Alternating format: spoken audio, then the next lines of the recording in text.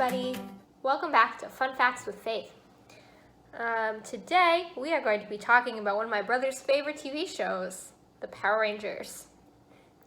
So I apologize in advance for all of the things I'm about to mispronounce. Alright, but we're going to actually start our discussion by talking about clip shows. So there's this TV phenomenon called clip show, which is where an episode of a series is produced using mostly fragments from prior episodes. And one place they'd often come up is as the penultimate episode of a season, because you can conserve the last of your season budget and then blow it all on a big finale. And of course, they were more common and more popular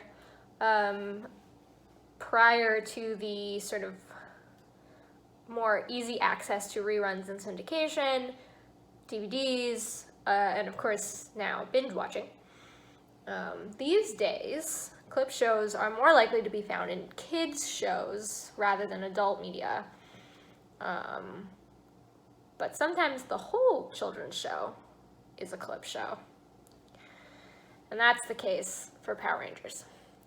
So, what's the origin story behind the Power Rangers? Sometime in the late 80s, an Israeli-American businessman named Chaim Saban was on a business trip to Japan, and he saw an episode of Kyoryu Sentai Zyuranger, which is one of the Sentai Ranger series, which is very, very popular.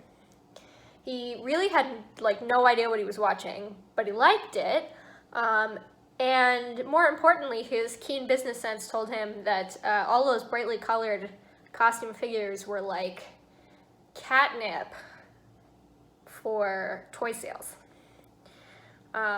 And he correctly assumed that most kids would be more interested in the giant dinosaur robots and the fight sequences than whatever the plot was. So he sort of thought that maybe he could repurpose some of this footage. String a plot together to just kind of tie together fight scenes that already existed, and that would be very cheap because all the special effects were done for him.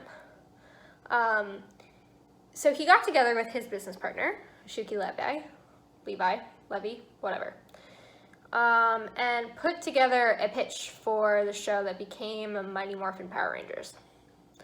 But for a while, there was no studio that was willing to take a risk on this concept until Fox Kids exec Margaret Loesch greenlit the project in 1993 because she was also on the toy sales bandwagon. The original Japanese franchise enjoyed massive toy sales, and so they were like, we can jump on that. So, okay, they have a pilot, they have a studio, now they need the actual rights to the footage. So Saban goes off to the owners of Super Sentai and says, can I have the rights? And they say, okay, this is weird, but sure. And he got entered into a licensing agreement with them to use footage from all 50 episodes of Kyoryu Sentai Zyuranger. And they sort of picked and chose from those and crafted together various episodes.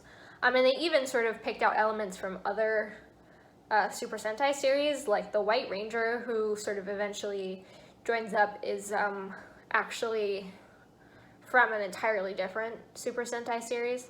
Anyway, to film the sort of framing plot elements, they hired totally unknown actors and paid them basically no money, and just did the whole thing as cheaply as possible.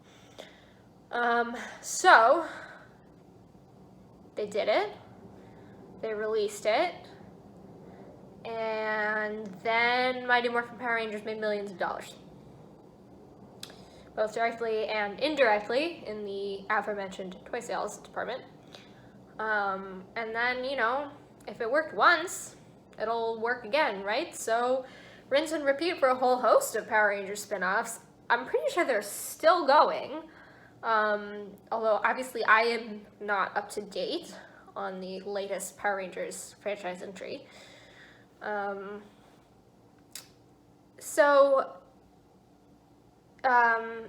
That's the origin story of Power Rangers. It is a total fabrication made from clips from an entirely different show strung together in a bare minimum of plot, shake it all together, put it on TV, make lots of money. Spawn's net worth these days is about $3 billion.